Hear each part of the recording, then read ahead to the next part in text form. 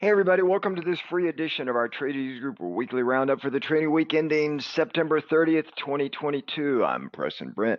Thanks for tuning in. Well, this week's theme is, of course, how low can we go? I want to go through some of that this week, go through what we've been through the past week, past month, past quarter, and what Q4 could be shaping up to be. So why don't we just jump into it? Let's take a look at the economic performance for this past week. Again, not very good. All that turmoil over in Great Britain in the financial markets, and the signs that the Feds still have some way to go in the efforts to kind of slow down this inflation rocket that we're on. Pretty much sends stocks to their third consecutive weekly decline, as well as a rare first time since 2009 that we've had three consecutive down quarters. So the markets have not been really in a very bullish or even a neutral mood. In addition, we see the yield on the 10-year, as you can see here, briefly touched 4% before pulling back a little bit. We haven't seen that since 2008. S&P index, Dow, all of them hitting new lows for the year. The only exception was the Russell, but it's very close to new lows for the year. We're down back around November 2020 price levels in the S&P. Most of the risks that we see this year, if you really think about it, are mostly policy induced. Everything from this escalation and geopolitical crisis over in Ukraine and Russia, all those tensions, to energy crisis, mismanagement, not only here in the US, but over in Europe, supply chain knots that we've had with this COVID shutdown and all the aftermath of that. Got a lot of political divisions. Besides that, we've got central bank policy mismanagement, in my opinion. So almost all of the issues that we've got in these markets are policy induced. That would tell me that perhaps we need to change the folks that are the policymakers. Okay. Well, we'll get our shot this November, at least a beginning shot.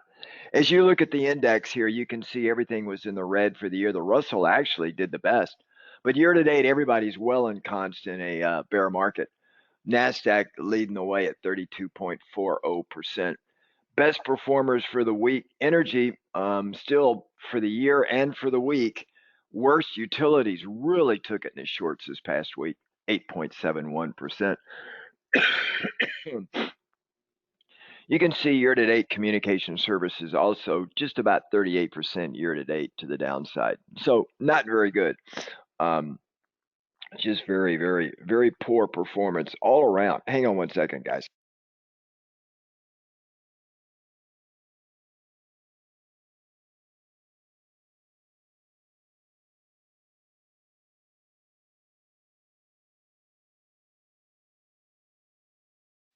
Sorry, I had something stuck in my throat. So this is kind of what I'm seeing, really, for the markets. If you look in the upper right-hand corner, you can see now the forward 12-month PE ratio is actually less than the trailing 12-month PE ratio. We finally made that boundary connection over the past few weeks. With the forward PE ratio coming in at 16.35. Members, for our weekly market watch tomorrow, I'll spend a little bit more time on earnings per share ratios and projections. Excuse me, guys. Hang on just one second. I got to clear my throat here. Really driving me nuts.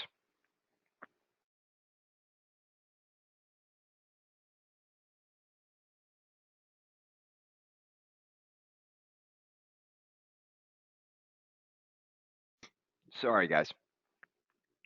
So anyway, if we look at it, the forward PE ratio is at 16.35. It's actually a little over 8% lower than the trailing. So we are definitely slowing down big time.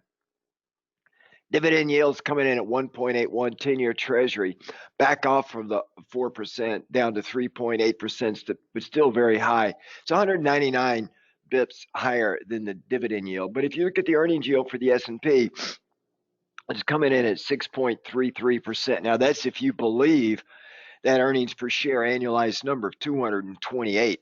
I think that's going to come down. Again, members, tomorrow evening, I'll go through a little bit more detail on earnings per share estimates and the Fed fund futures and kind of where we can see a pivot point. But either way, these are very optimistic numbers.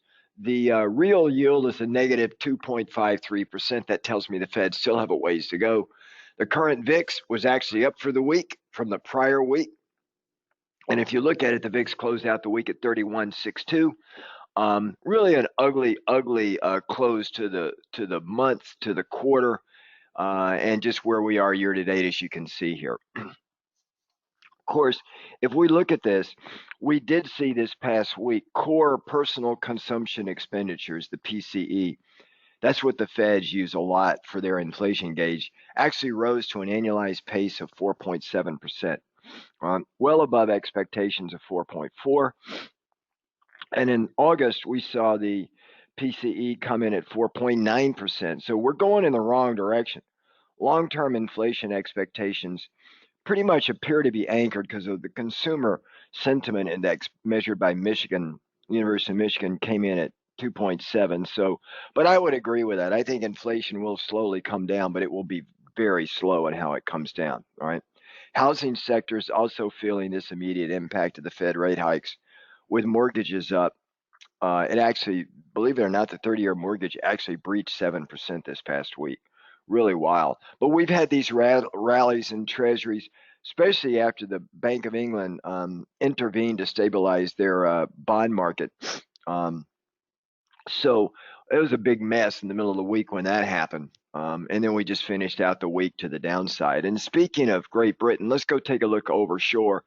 Let's go take a look at Europe and the other indexes. But Europe first, you can see everybody was in the red for the week. We've had 2 weeks in a row where everybody's been in the red. Euro stocks, FTSE, CAC 40, DAX, all the major indexes in Europe, all down for the week. Year to date, you can see the DAX and the Euro stocks, which are 50 largest companies across Europe, in bear market territory. The CAC 40 is close to it. The FTSE is the only one that's still not in a correction territory yet, although they're the ones that seem to be causing most of the agita in the markets. So the IMF actually called out the BOE, Bank of England, when they started doing their own version of quantitative easing, right? They said they need to reevaluate that plan. Oh, my goodness. And the revised economic data unexpectedly, surprisingly, showed the UK avoided a recession through June. The GDP came in at a positive 20 basis points. They were expecting a shrinkage of 10 basis points. But I think they're going to be in a heavy recession next year, most of Europe. Meanwhile, the ECB, the president of ECB, Christine Queen B. Lagarde, said at a hearing this past week that the economic outlook is darkening for Europe. Well, no shit. We saw inflation also in the Eurozone accelerate to a record 10.1%. That's even higher than we have here. Previous month, it was 9.1. So it's moved to double digits, okay?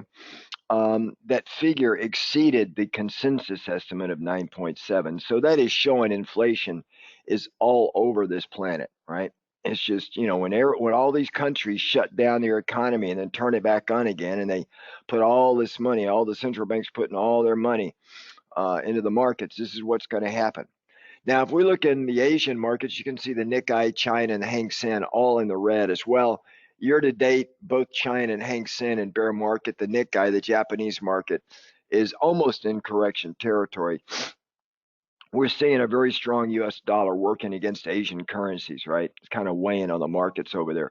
Bank of Japan, they came out on their monetary policy meeting. They showed most policymakers are going to maintain their negative interest rate. And they also confirmed they're going to continue to purchase as necessary in the open market government bonds and whatever they need to. So Japan has been in this funk for several decades. So it's really not a capital market in Japan. It's mostly government controlled. I think they own like 65 or 70% of all Japanese ETFs and about 80% of Japanese bonds. So, but they can get away with it because the Japanese consumer saves a lot more money. So it's like their right hand borrowing or their right pocket borrowing from their left pocket. That's what's going on there. Now in China, the yuan fell to a 28-month low against the dollar and has lost more than 11% to the dollar this year. But it is on track so far to record its biggest annual loss for since I think going all the way back to like '94. And the PBOC, the People's Bank of China, asked state-owned banks to prepare themselves to defend the yuan by selling dollars. Pretty much what we saw happened in Japan, where they started uh, selling dollars and buying the Japanese yen. History tells us that's not going to last very long, but at least short term, it could have some impact. And then on the economic front in China, they're still having major league problems here. Industrial firms shrank 2.1% in the first 8 months of this year from the prior year, and their PMI came in worse than expected, 48.1 from 49.5 in August. So their September reading, 48.1. Anything below 50 is contraction. So Chinese markets are not doing very well either. Now, coming up next week, I wish we had these in the U.S. markets. They're getting ready to take the entire week off. There's a 7-day holiday starting October 1st in China called their Golden Week holiday. It typically marks a period for travel and consumption for the consumer. Although with all their COVID lockdowns and everything else, I don't think everybody's going to be as mobile as they normally are. But it tends to goose their markets a little bit because all the consumers just get out of the house and because no one's working and they start spending money. So we'll see how that plays out this time. What I want to do is shift the screen over. Let's go look at the markets and just kind of see how they're shaping up. I'm going to go take a look and show you guys the E-mini S&P 500 futures. I've got a couple of things on the screen I wanted to show you where the markets tend to be pointing to right now. You can see this color shaded bar here.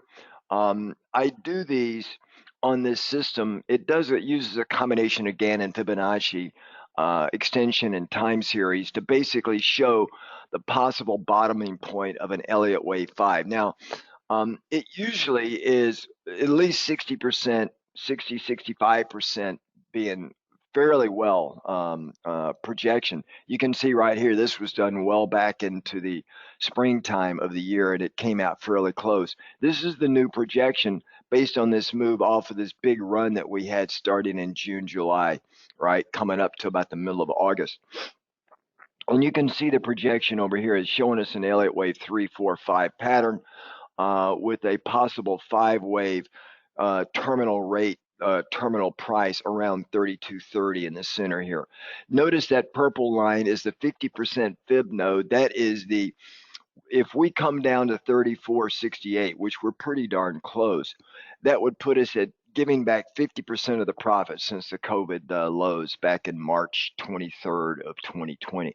That's where these things are measuring, and that is a normal mode. And obviously, giving back all of those profits would make sense because the markets just had too much money thrown into it with nowhere for it to go.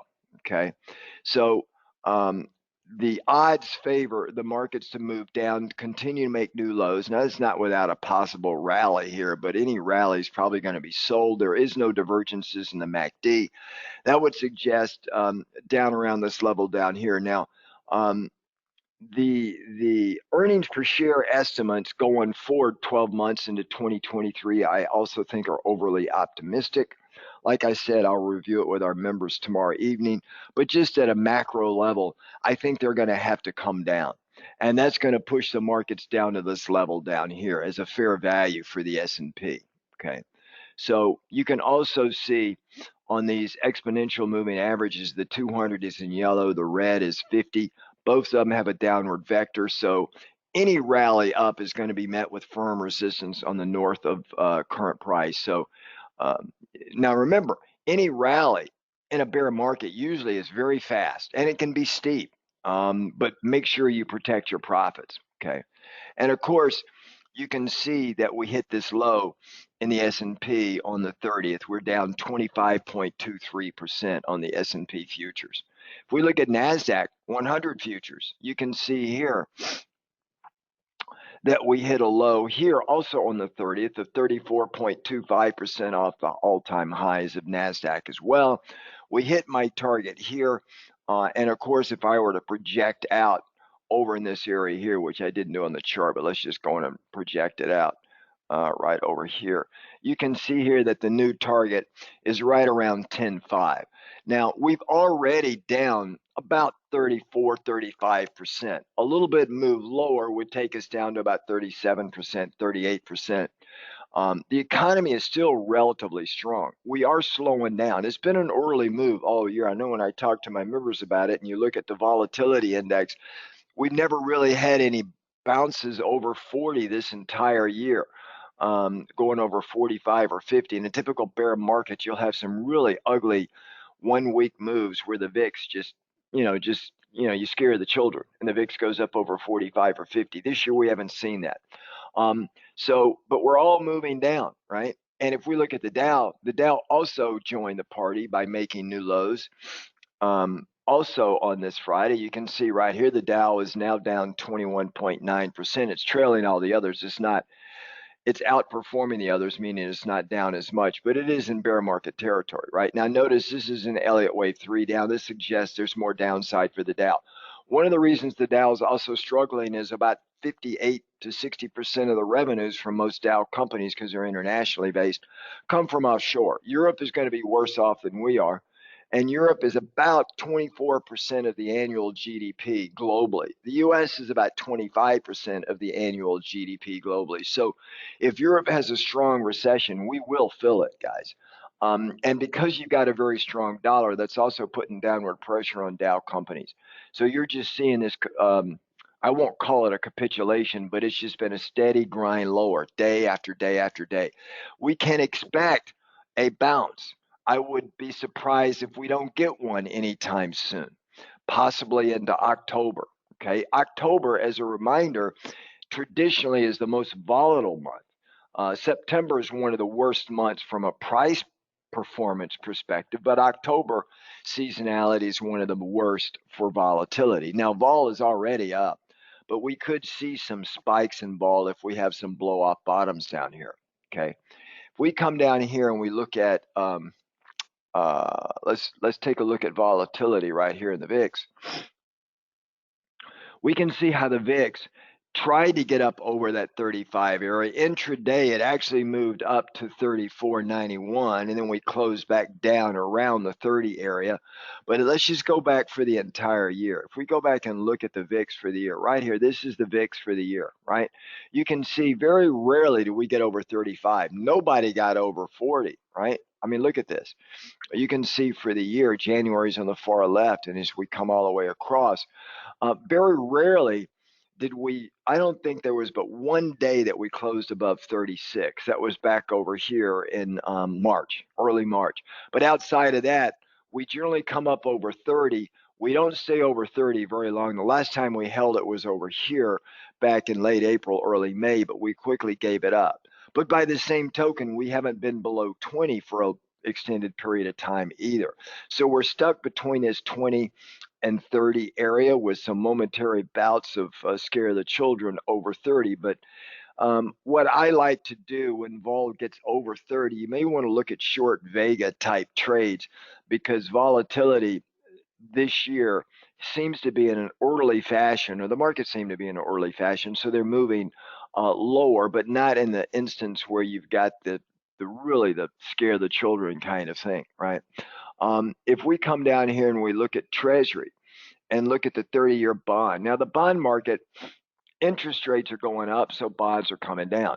My target for the bond was over here, and now I penciled it over here with a possible projection up here, but that seems a little bit unlikely right now based on the Elliott wave count. So I'm looking at a 3, 4, 5 leg with the bonds moving down even lower, which means interest rates move a little bit higher. And if we look at the rates and we look at the 10-year rate, you can see here we're coming right up to my target for the 10-year rate was a little bit over 4%. Okay. And that's kind of where we're sitting. We hit a high of 3.99 back over here on 9/27, right? Intraday. But I do believe we're going to get back up here again, right? You can see the upward vector in the 200 and the 50 EMA.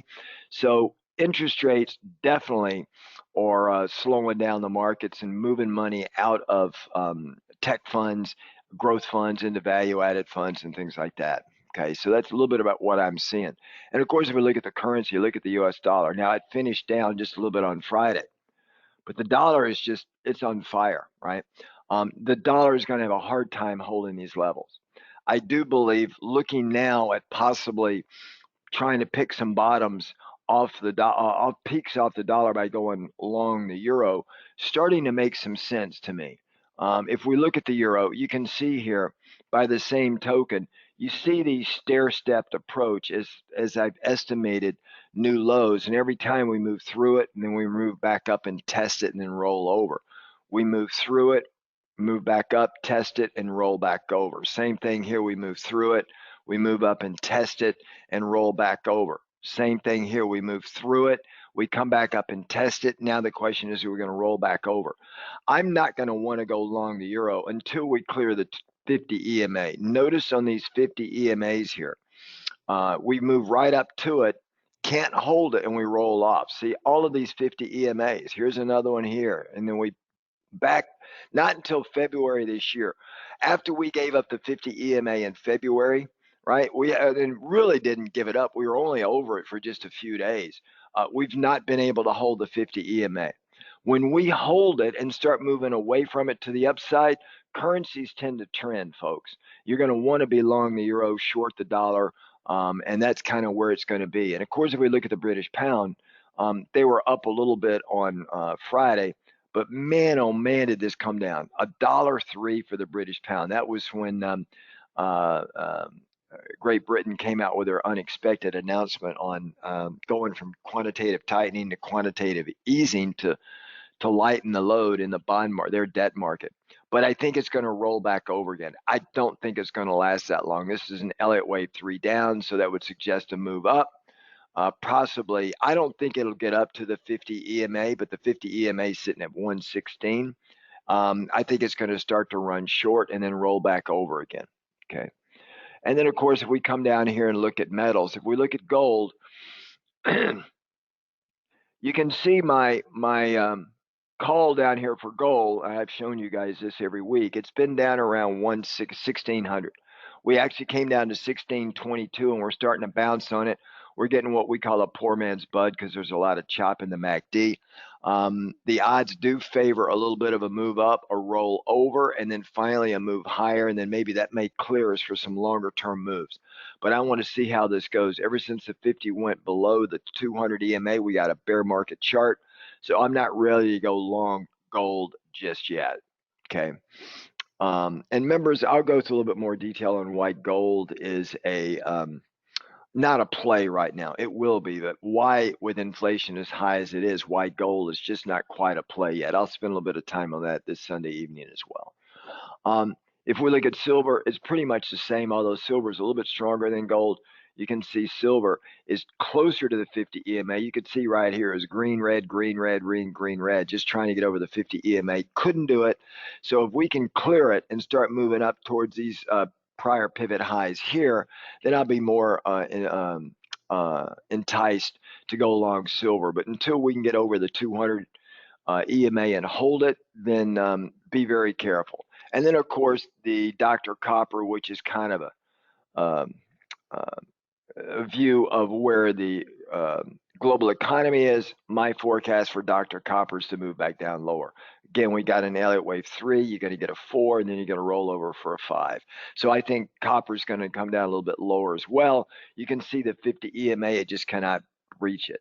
Should we get a counter move and we breach the 50 EMA, we hold it and we start to get a run, that means the rest of the economy is starting to either come out of the doldrums or we're getting into a bear market rally.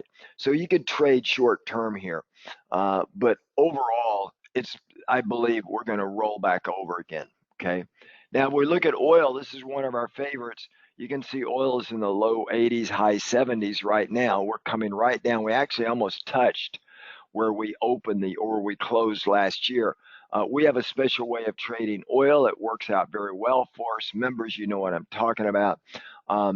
And trading, I'm giving some calls on how to trade it as we've been moving all the way down, making money in it for those that do take the trade. You can see the 50 EMA just crossed the 200 EMA. So that is a bear market chart. So I think there's going to continue to be downward pressure on the oil market. And then, of course, if we look at nat gas, let me just find it. Here we go. Where are we? Here we go. Here we go. Right here, nat gas. So nat gas, you can see here, it's trying to hold the 200 EMA. I think any rally here is going to be sold in nat gas, even though we got all the tailwind for what we're going to see in Europe. We're going to be a natural gas supplier for Europe for years. And they may need us more than ever, but there's only so much we can do now based on our pipelines and our LNG terminals. So it's going to kind of limit just what we can provide for now. But nat gas is going to stay high, right? Up in these areas here, it's a definite short. As I told our members, when nat gas got up in these shaded zones up here, I was suggesting to short nat gas or UNG. But right here down this level, it's not a short. I would stand down on it and just see where it goes, right? Unless you're long term, and there's some interesting ways to play these long term, as I've discussed. All right, everybody, that's a little bit about where we're sitting right now in the markets. Members, I will see you this Sunday evening. We got a lot more detail to go into on some stocks and some trades and some other things that I'm looking at in the commodity market. All right, everybody, have a great weekend, and I will see you, members, Sunday evening. Take care, folks. Ciao now.